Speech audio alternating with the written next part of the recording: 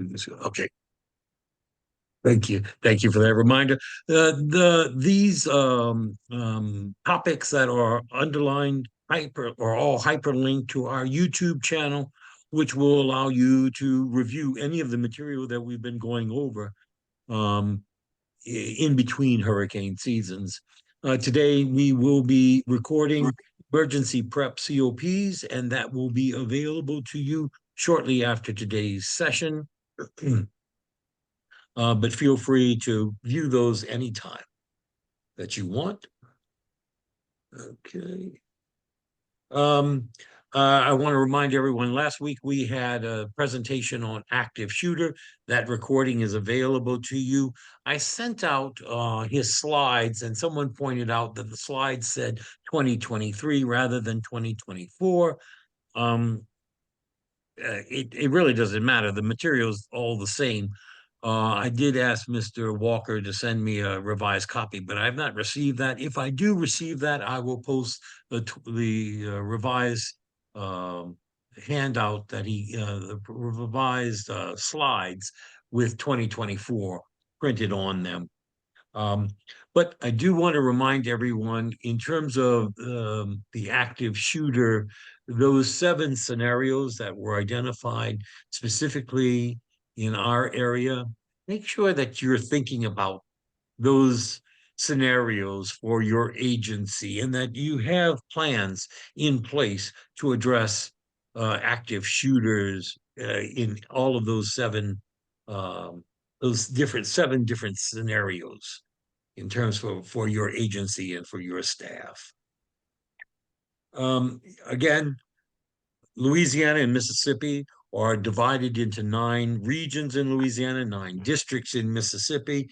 These are your contact folks for each one of the regions. Wherever your agency is located, I highly encourage you to make contact with your regional leaders in terms of emergency management. I'm going to ask everyone, please put yourself on mute. Please put yourself. We're getting some office conversation going on. I know you don't want that you don't want that to be recorded, but I want to encourage everyone to find your locale, find out who the leaders, the emergency managers in your region or your district, or make contact with them. Find out when their next health coalition meetings are taking place and attend those meetings. In an emergency, it's really important that they know who you are and you know who they are. That way you can get things done. We're still in the midst, even though Beaver said that we were going to have that spring was right around the corner. I don't know about where you are, but it's still cold here in New Orleans. And I just want to make sure that you're reminding your staff members to make sure their vehicles are prepared for the cold, that they're not going to leave them on the side of the road as they're making visits to your patients. Make sure that they have cold weather kits in their cars, and if possible, someone from your staff is checking in on them, making sure that they're safe and they're getting to their patient care destinations without any problems. Again, we have these strange little weather phenomena where there's just an ice storm or a snowstorm that can leave people stranded. And so we need to be prepared during the winter months that's not going to happen. Look at what's going on right now in California with these atmospheric rivers and the flooding that's taking place. Historic flooding is taking place, unusual taking place all along the West Coast. We've had some strange weather here as well in the South, and freak snowstorms are happening. So make sure that people, that especially their vehicles are in good working condition, and that they're not going to be stranded on the side of the road. Again, I want to encourage everyone to download the app for your county, your parish, in terms of receiving weather alerts. That's really important. Make sure that you're downloading the apps for all of the parishes, all of the counties in your service area. And, you serve 6 or 7 counties, 6 or 7 parishes. Make sure that you're receiving the emergency alerts for all of those parishes and all of those counties.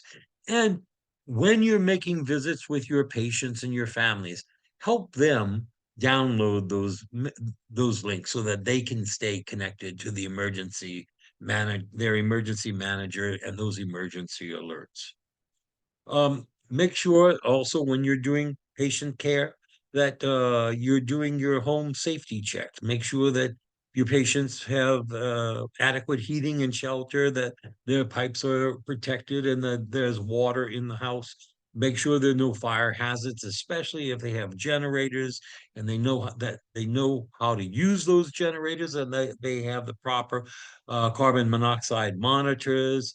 Make sure that there's food in the home for the patients. And if they have pets, that they don't have any pet concerns with regards to food or safety concerns, that their utilities are up to date so that no one's going to be cut off because of non-payment. Region 4 sent me this great little one-pager that provides all of the links to the emergency alerts within Region 4 for the various parishes. As other regions put these slides together and send them to me, I'll be sharing that with you. Um, I've been trying to find alerts in Mississippi, and the only one that I've been able to find is for Harrison County.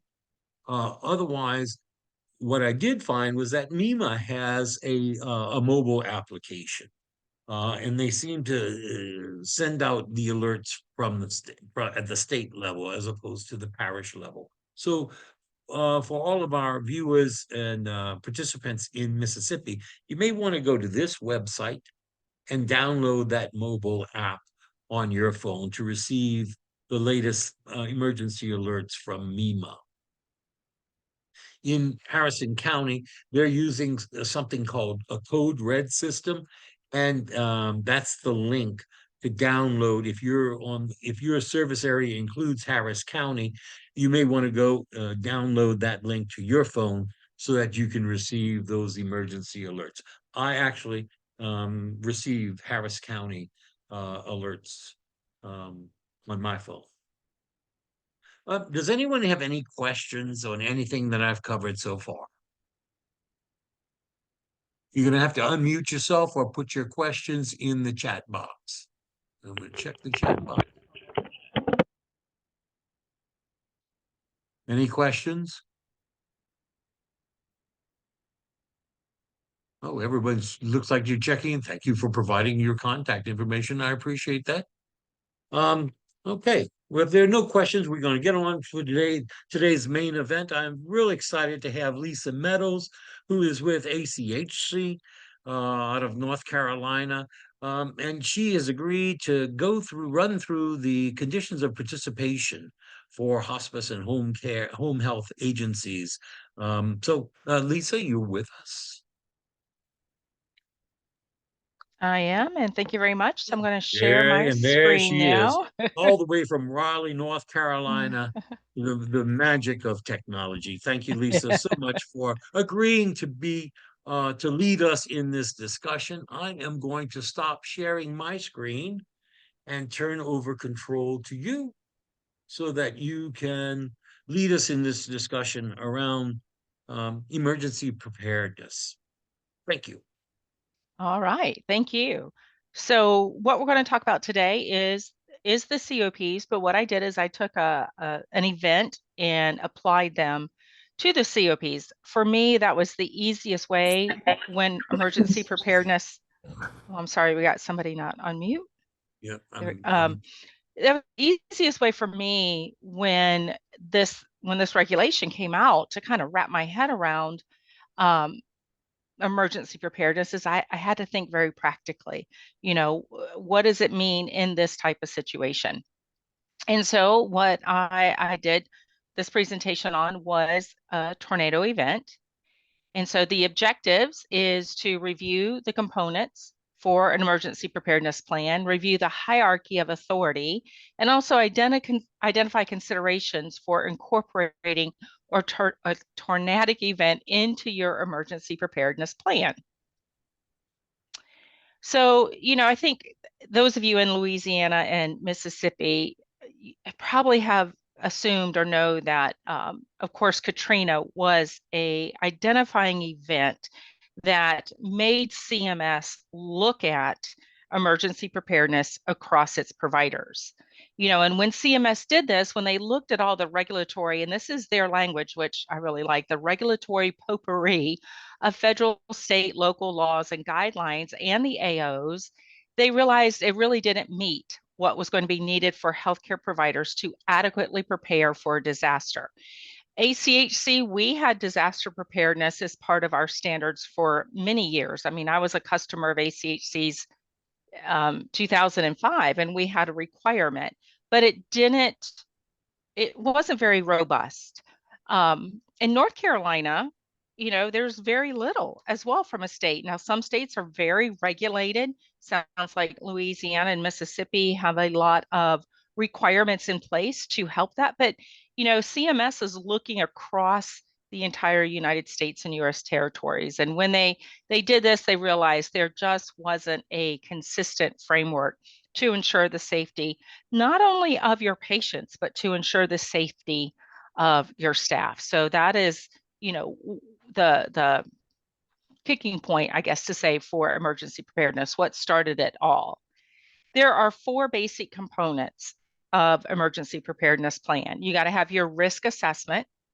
And as we know, the risk assessment needs to include all natural disasters that are pertinent for your area. And that's key. It's got to be pertinent for your area. It doesn't need to be something that is unlikely to occur.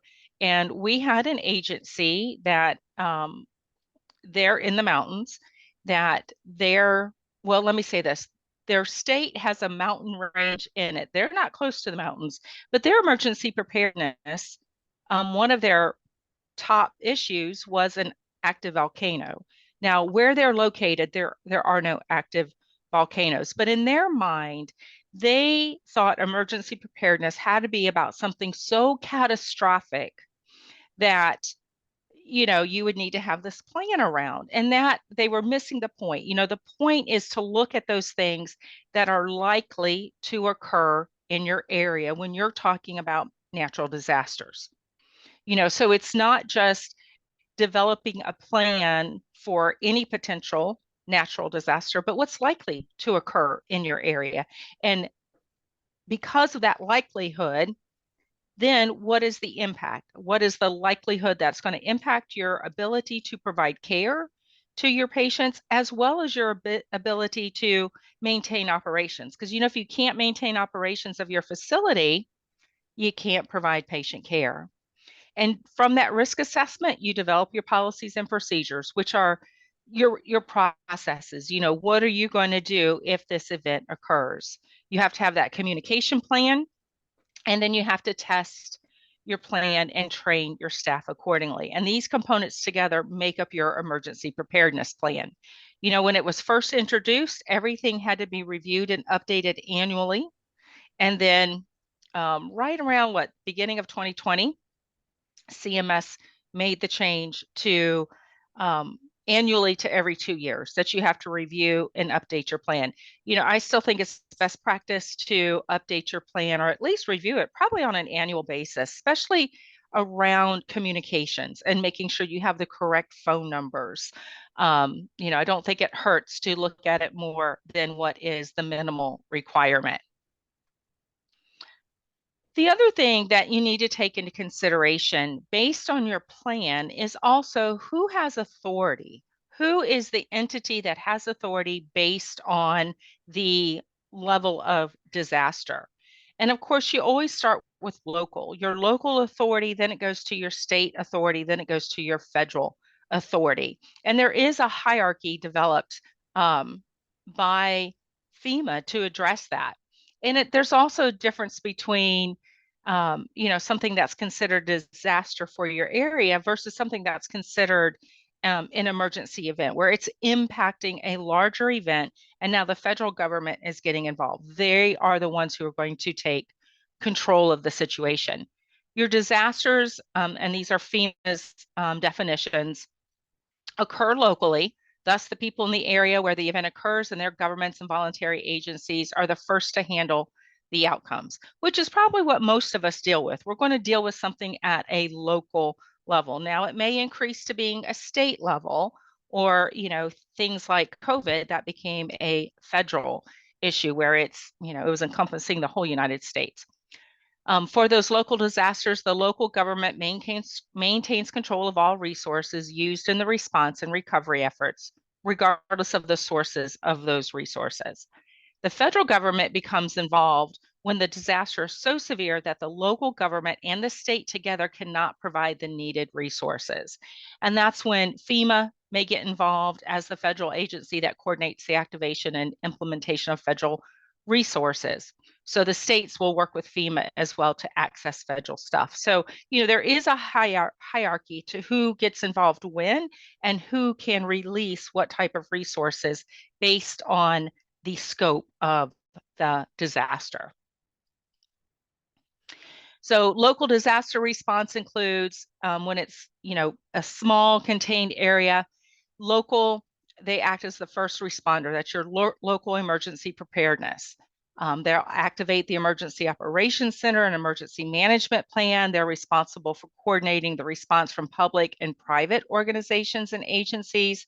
They'll update the State Emergency Management Agency, activate response agreements with the state and federal departments or agencies, as well as, if needing to, proclaim a local state of emergency, which gives then people who've been impacted the ability to access more funding, or perhaps waiving some of the other, it says here, usual bidding processes for goods and services, so you don't have issues around price gouging and that.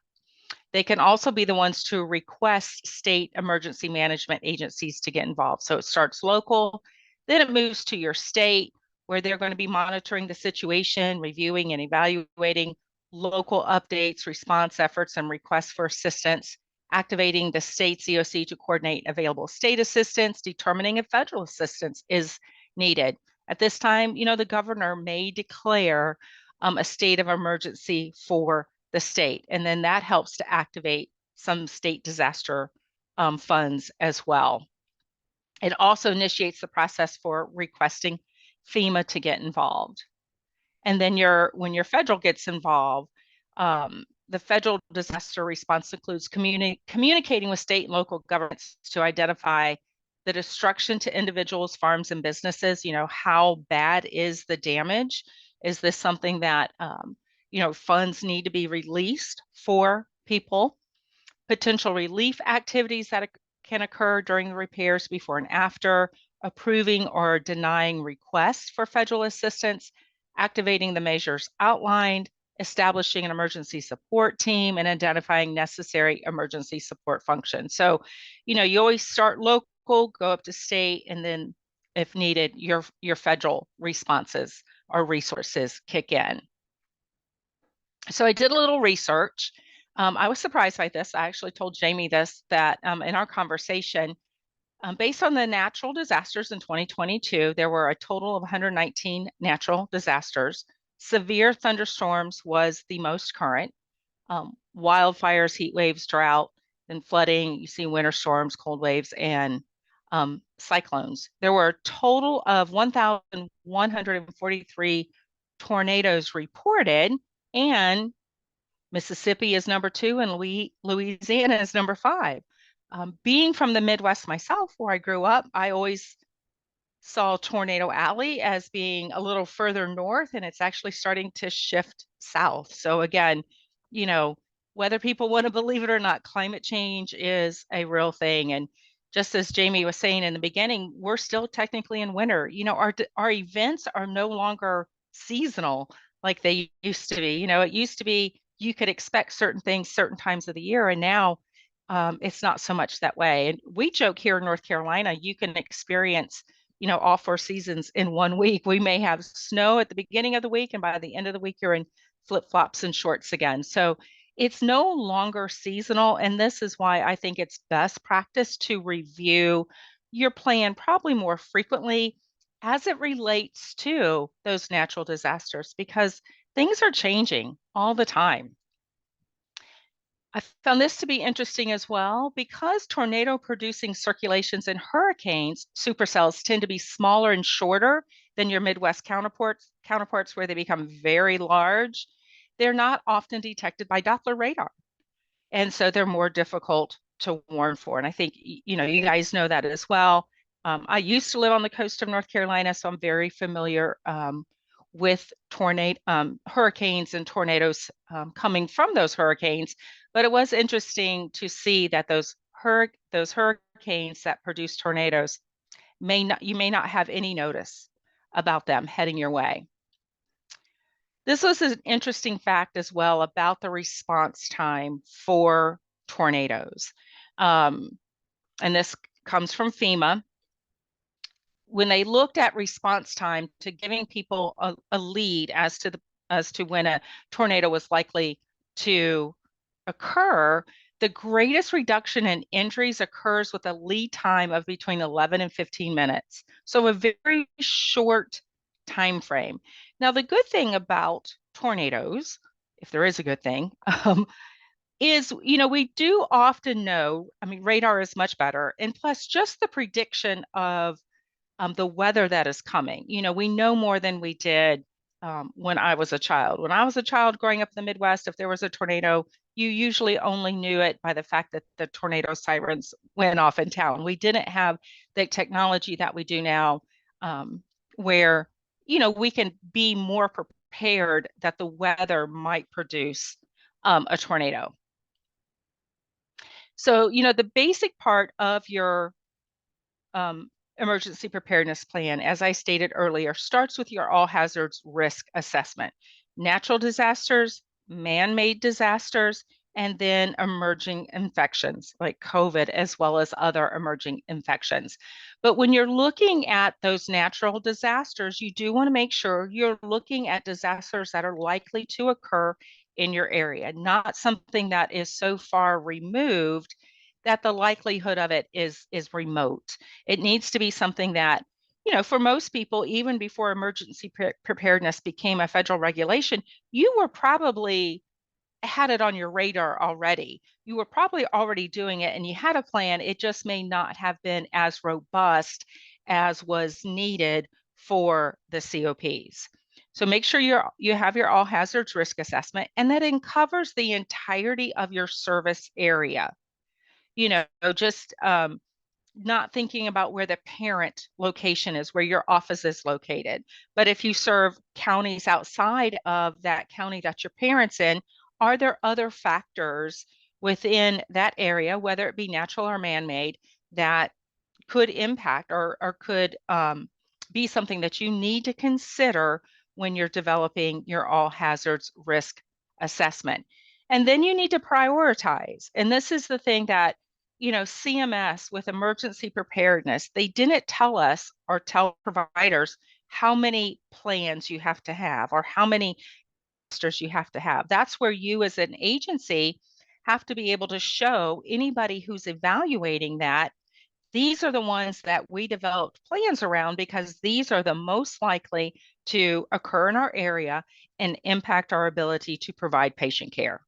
So, depending on where you live, you may have 2 or 3 natural disasters, or you may have more than that.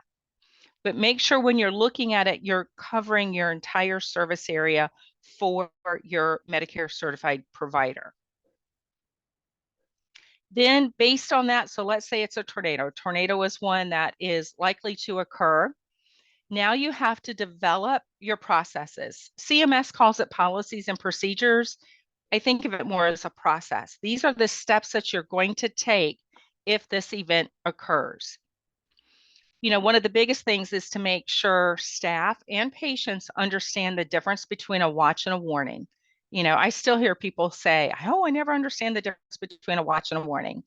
A watch means that conditions are favorable. And this is where we may get more notice. We may know the day before we got a band of thunderstorms coming our way. We need to prepare. And you can activate your plan at that time based on the fact that the event is likely to occur. You can start communicating to your patients and families, communicating to your staff so that, we're all on the lookout. We're all aware. A warning means imminent threat. That means one has been cited. It may not have touched ground yet, but there is one that has been cited by Doppler radar, or whatever the technology is being used, and people need to seek shelter immediately. This is where when you're dealing with a tornado, you're dealing with kind of the opposite of other emergencies. Other emergencies tend to involve evacuation, where a tornado is going to involve seeking shelter. Very different than I think what we're used to when we think of things like a hurricane or wildfires. We're thinking of leaving the area. And for a tornado, the best bet may be to stay, where you're at if you're in a safe environment. Then you got to have your communication plan. You have to have the phone numbers for your staff, for your patients, for entities providing care under contract, your hospice physicians. You need to make sure you have all of those required numbers, as well as your phone numbers for your local, regional, state, federal emergency management systems. And this is one of the things that when the EPP requirement first came out, we heard a lot of providers struggle with maintaining those phone numbers, that those phone numbers for emergency preparedness officials would often change and you wouldn't know about it. And so this is why I always encourage to review your plan, especially the communication plan, annually. Per regulation, it's only every 2 years, but I think it's best practice to do it more frequently than that, because you don't want to be trying to find a phone number in the middle of, a disaster going on. But when you're looking at specifically your process for a tornado, it needs to be very specific. It needs to be very specific steps. And in the communication of this, who do you have monitoring that? Who's monitoring the weather? You got to assign somebody. Somebody has to be responsible for doing this. If it's your administrator, your director of nursing, or, another title, but you need to assign this, because this is one of those things that if it's assigned to everybody, nobody does it. You need to have somebody who is that point person, and always have a designee in case that person's not available. But somebody needs to be, in charge, so they know when to activate the plan. How are you going to communicate this potential threat? It is nice in that a lot of times we do know, if there is a band of storms moving across the United States. But again, not every storm is going to produce that way, right? A lot of them are going to pop up all of a sudden, and you're going to have a really bad storm on your hands. Make sure staff know who's responsible for communicating that, and when this is communicated, they need to take it seriously. And you got to think about, when you're looking at emergency preparedness plan, especially for home care, home care and hospice, you're communicating information to your office staff and to your field staff. It's not like when we're in a hospital and we're all there. This is the extra challenge that home care and hospice has, is keeping your office safe staff as well as your field staff safe, and then your patients as well.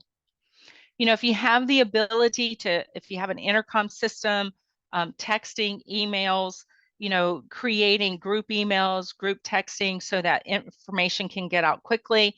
Of course, the downloading the weather apps, making sure staff install or enable those alerts is helpful as well. When you have your office staff, you got to think about, as part of that plan, where are they going to seek shelter within the building? I think we're all used to practicing fire drills for our buildings, but I don't know how many agencies really practice a tornado drill. We didn't, and it was one of the things that the agency I used to work for, they've since done it as part of the emergency preparedness. Um, but we didn't think about it. You just kind of think, oh, people know where to go, people know what to do, but people don't. And it's more than just whether or not they know. It's you also have to ensure that they understand, because part of the training is also them being able to voice understanding of the processes. But people need to know where to go within the building, and that's going to be different for everybody. Um, and it based on the size of your building or your office staff, you may need to have more than one location designated for your office staff to go to. If you don't have basement, what FEMA recommends is a small interior room on the lowest floor or lowest area, staying away from windows, doors, and outside walls. But then you have to make sure all staff are accounted for as well, and knowing who is in the building. And that's hard with home health and hospice, because you have people coming in and out all day long. You got your field staff coming in. You also need to be able to designate when the threat is over, when it's safe for people to leave that space, and then assessing for damage.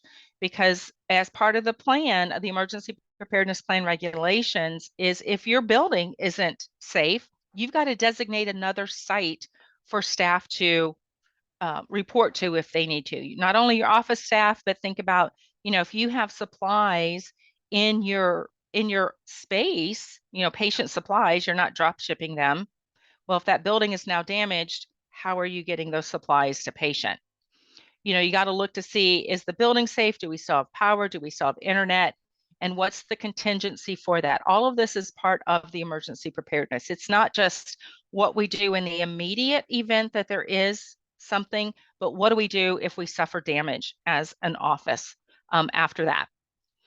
If you do have to move to another location, how are you communicating that to field staff so they're not coming in to the office when it's not safe for them?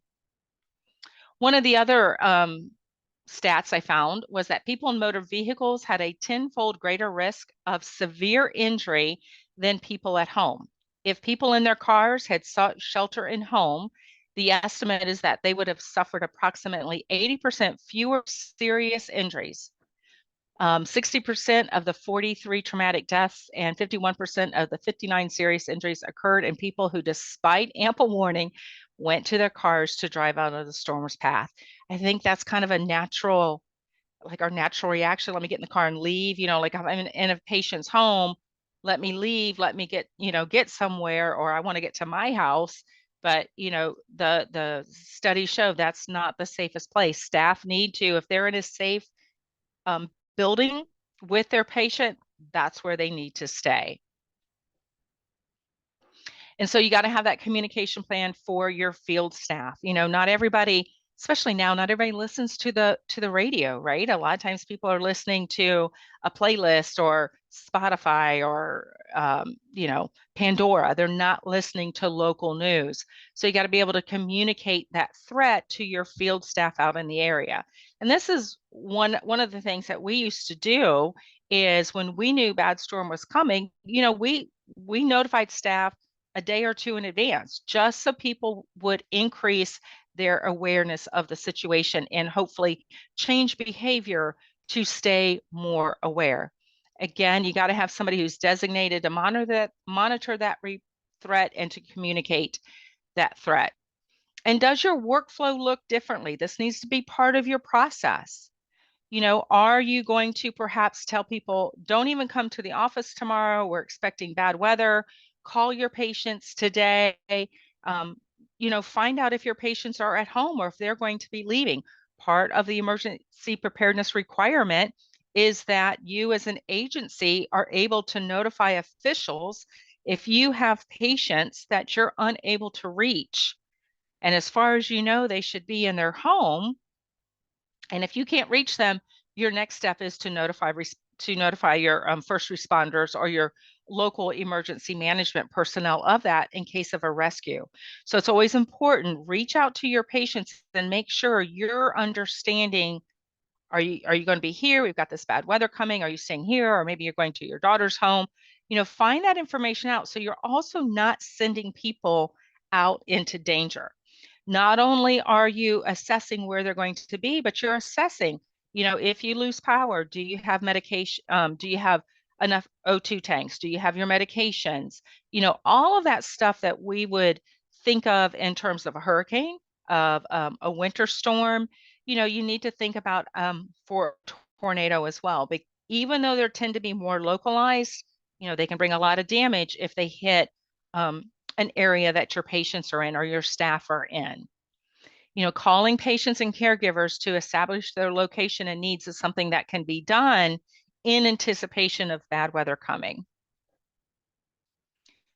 Also, you need to be communicating to field staff if it's a watch or a warning, require them to put weather locations to be activated on their phone. I think almost everybody has a cell phone nowadays, and both Apple and the other types of phones, they can activate those weather alerts. So they are up to date when something happens. Encourage listening to the radio and not to Pandora or something like that, so they can also hear if there's weather issues where they're located or where they're going to be going. Set up group text for messaging. Do you know where your staff are? Who are they conducting home visits on? Part of something that we look at when we do a survey is we're looking at survey schedules. We look at survey schedules all the time. And I know a lot of agencies only prepare survey schedules in preparation for survey, meaning when they get in that survey window, they make sure every staff schedule is up to date. But you need to not do that just in anticipation of a survey. You should have an understanding of where your staff are at all times. Now, granted, you're not going to know where they are every minute, but you need to know, are they in this part of town because this is where their visits are that day? Not just for an emergency threat, but for, an active shooter threat as well. I mean, we need to know where our staff, what area they are in, and where will they seek shelter. If they are in a patient's home and that patient's home is a safe building, there's a basement or there's an interior room that they can get to, they need to stay there. If they're on the road, then they need to seek shelter in a safe building. Do not go under an overpass or a bridge. It seems natural for me. And I remember growing up in the Midwest, they told us to get out of the car and get in a ditch. Honestly, that would be very difficult for me to do. I would be one of those people who are trying to outrun the storm. But, they say that is your safest place if you can't seek shelter in a building, is to be in a low, flat location and cover your head for possible debris. Again, communication for field staff. What's the process for reporting to the office once the threat is over? Are there any field staff in need of assistance? Do you have people out there who are injured or their car is damaged and they need emergency assistance? Designated individual and a backup that the field staff report to. Again, if your agency is damaged or systems are not functional, how do you communicate that to your field staff? And support staff for people who may. One of the documents that I included with the presentation is tips for retaining and caring for staff after disaster, because you got to think of that as part of your plan as well. If your staff are not able, or if you have several staff that aren't able to come to work because their home is damaged or something else from the event, you've got to still continue to provide care. And there is, like I said, a great document that I added from FEMA. Both home health and hospice are required to have in place a method to ensure staffing availability. This is one of the things that we saw the most during COVID. A lot of people, we would, show up for survey, there'd be nobody there, and they're like, well, oh, we're all quarantined for COVID. Well, the requirement for both home health and hospice is to have alternate staffing options.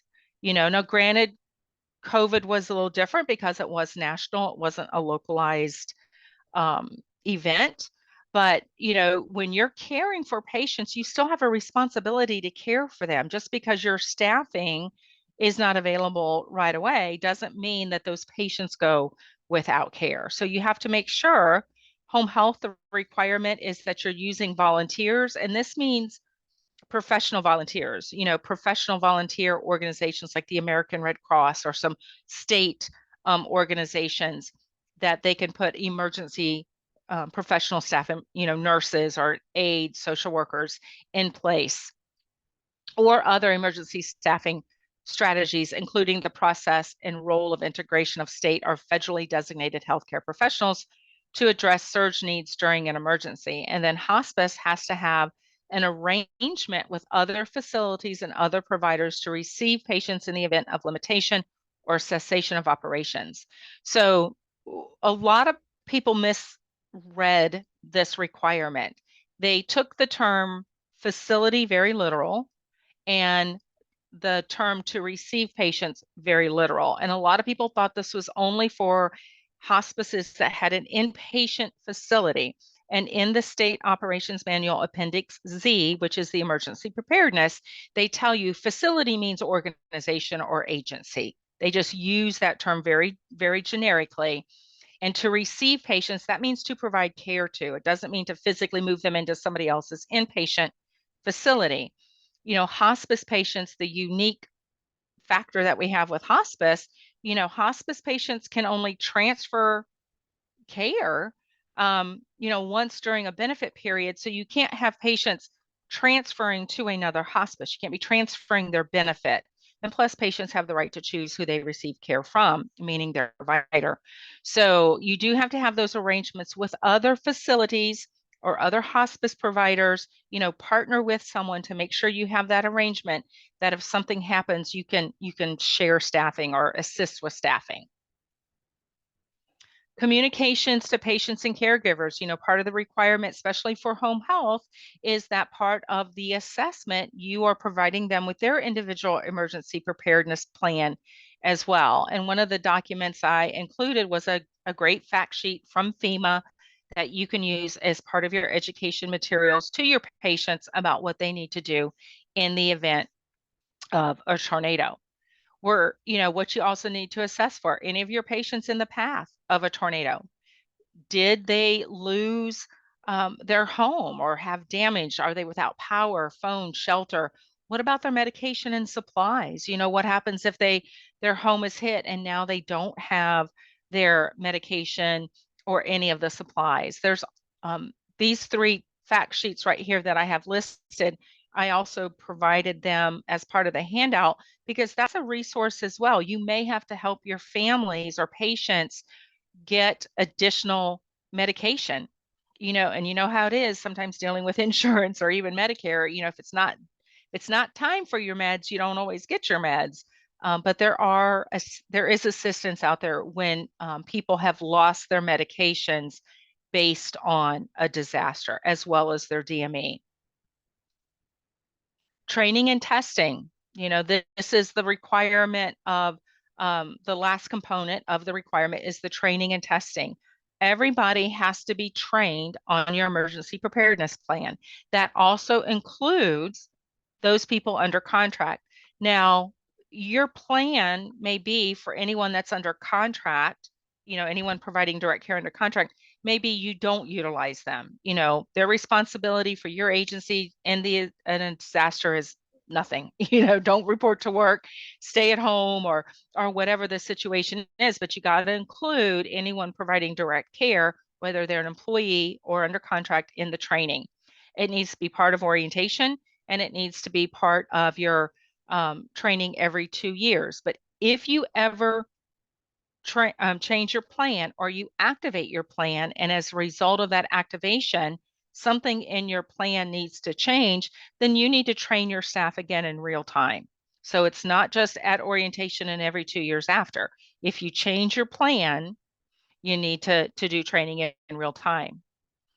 And when you practice in your office, think about doing it at different times of the day, not just when your office staff are there, but when your field staff are coming in, especially for hospice. If you're doing your IDT meetings, IDG meetings, and everybody's coming in from the field, that's a great time to practice something like an event or even a um, fire drill, when you have different staff there, you can't just think about, oh, all of my office staff are here.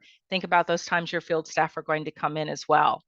And the other requirement that we often see agencies get cited for is the ability to demonstrate knowledge. This can be done through a post test, or it can be done through a question and answer period after the training. And you type up the questions that were asked and the answers. That's another way to be able to demonstrate staff knowledge. But we saw a lot of agencies not keep record of that. The other thing that you have to do is you have to analyze your plan. Whenever you do a drill, whether it's a community-based, facility-based, tabletop exercise workshop, or you activate your actual plan, you have to analyze it. You need to take time to look at your plan. What actually occurred? What was the event? Was this a drill or did we activate it? Include the dates. Dates are very important when it comes to a survey because depending on if you activated your plan, that may then count towards your community-based drill for the next time that it's due. So make sure dates are on there. And you need to summarize the events that occurred, the sequence of events. What happened? When did we activate it? How did we activate it? How were people communicated? What went well? What didn't go well? Do you have to make changes to your plan? Do you have to change policies and procedures? Did you try and call somebody and the phone doesn't work anymore, or that's the wrong number?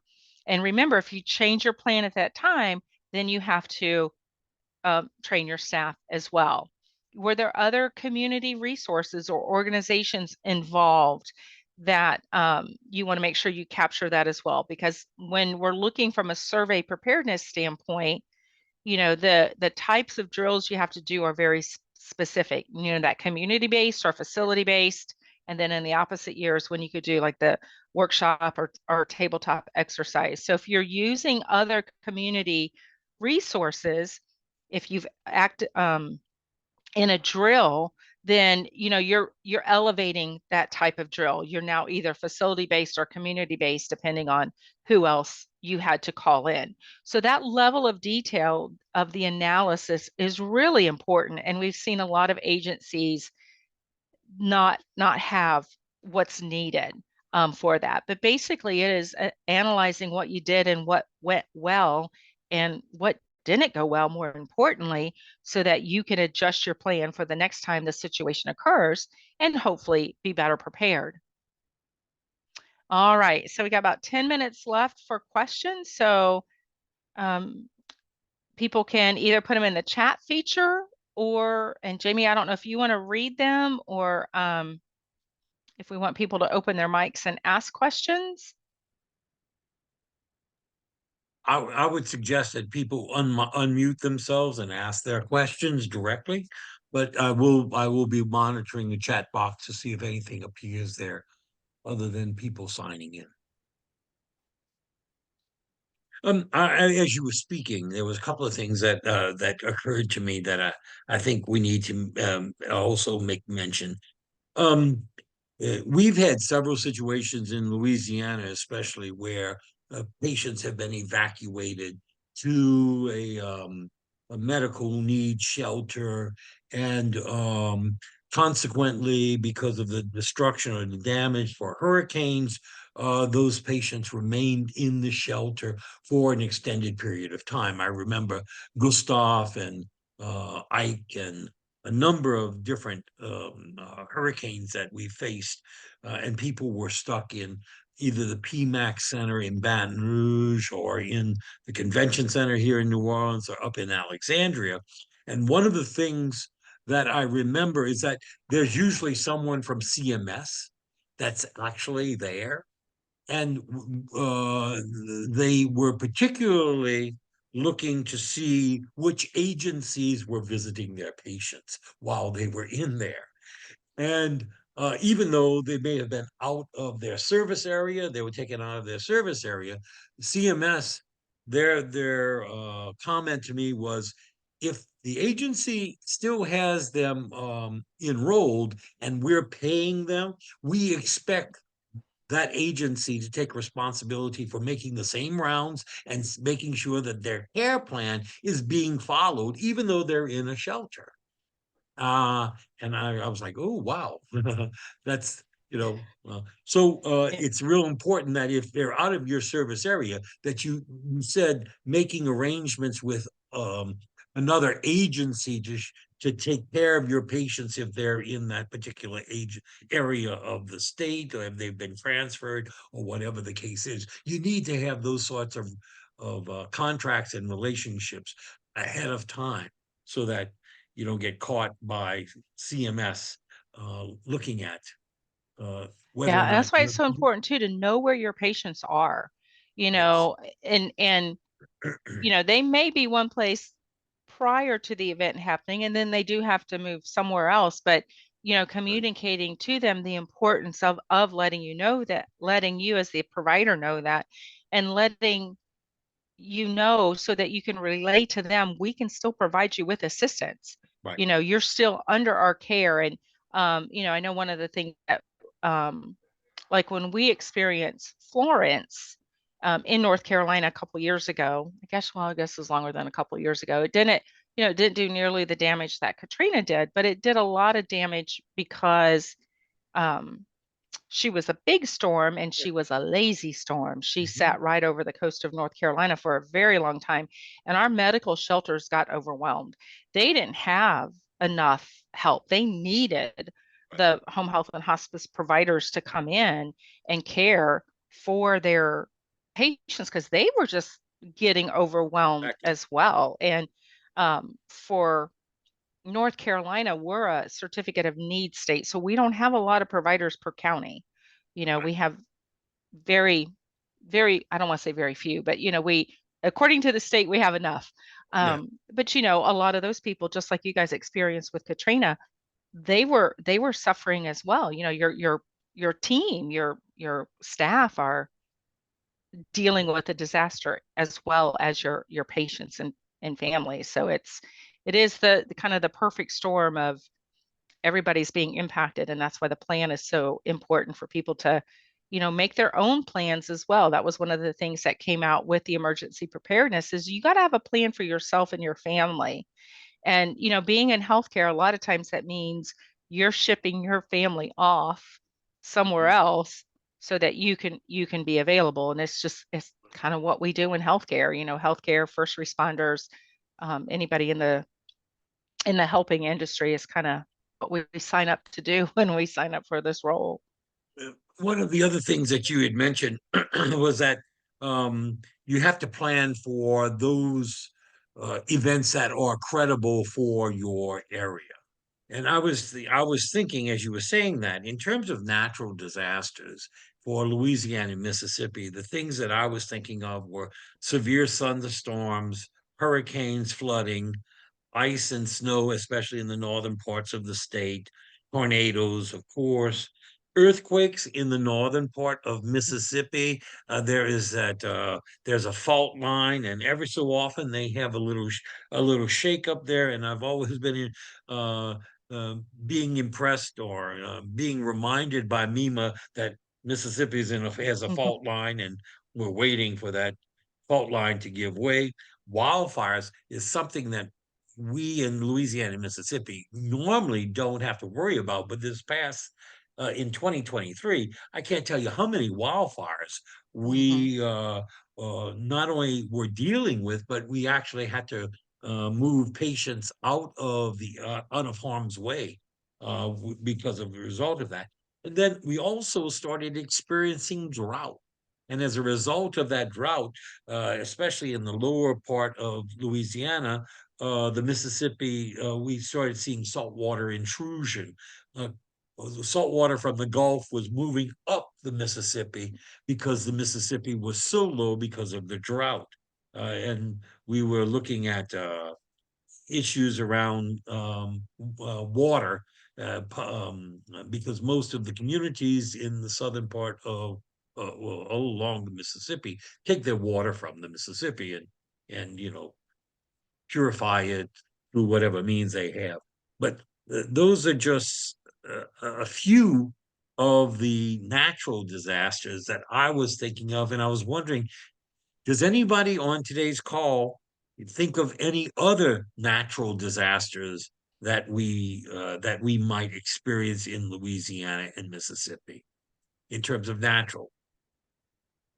Now, didn't you guys get ice and snow last year too? A freak ice and snow that was because I actually have a surveyor in Mississippi who, unfortunately, she didn't get hurt, fortunately, but she got in an accident because it Mhm, was an unexpected ice storm that came mhm, through. mhm, mhm. And We she's, did we did have an early ice storm this past year, but also in previous years. Yeah. yeah, I think Anyone else anymore it's anyone not else have any regional other natural? anymore. Yeah, exactly. It's not. And then in terms of the man-made disasters, I was thinking in terms of we have three nuclear power plants, so Yeah, we do that too. you need to take those into account for those regions where they're located, and also industrial accidents. We have especially in South Louisiana and along the Mississippi, we have an industrial corridor, and we had an incident, I guess it was last August, where Marathon Oil Refinery, blew up, and Mhm. we had patients that had to be moved out of that area. Train derailments. That's Mhm. I mean, Chemical I was spills is a chemical big one spills, for train exactly. derailments and also um, where we were physically located, the hospice I worked for, we were physically located. Our two main hospitals, which are the second and third largest hospitals in North Carolina, and our hospice, we are all within 3 miles of each other. And we were encompassed, we were in the middle of Interstate 40 and Business 40. Okay. So, we always had to plan along with the hospitals for a chemical spill and potential evacuation of the area because you're looking at, we had an inpatient facility, 40-bed inpatient facility. So we had to think about moving our patients out of the area. And if the hospitals weren't available because they were impacted by the chemical spill as well, then that's when you really start going outside of your immediate area. I mean, when you think about emergency preparedness, it can be overwhelming when you think In about, terms of the number of hazards that we face, yeah, yeah, and I and was. and it Mhm, impacting so many of people you would think that you would normally reach out to. I'm going to reach out to the hospital. Well, if a hospital's in the same geographic area, they may be in the same boat. mhm. Also on the man-made, the active shooter, which we did a presentation last week on for folks to consider different scenarios. Uh, and one that is kind of new to our thinking, but civil unrest.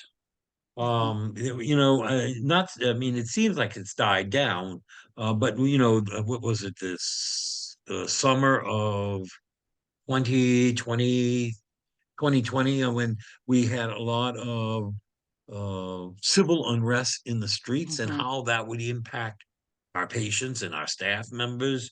This is a political year, and the rhetoric gets kind of heated from time to time. And um, what sort of alerted me to this is that when I got my homeowner's insurance policy, civil unrest and revolution are now exclusions from my home.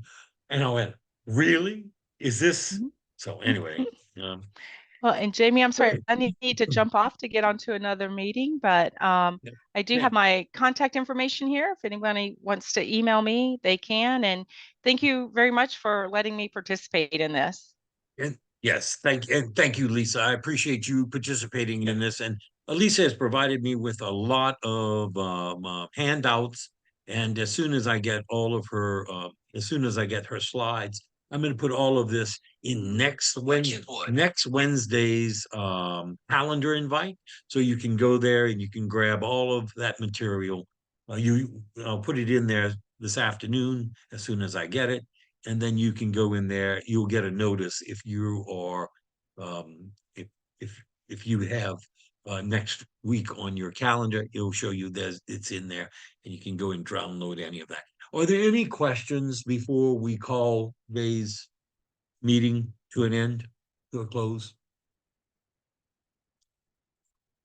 Okay, well, we will meet again next Wednesday, same time, same station, 1 o'clock. In the meantime, please stay safe and make sure your staff and your patients are just as safe. Take care, everyone. Thank you. Thank you. Thank you. Thank you. See you next week. Thank you.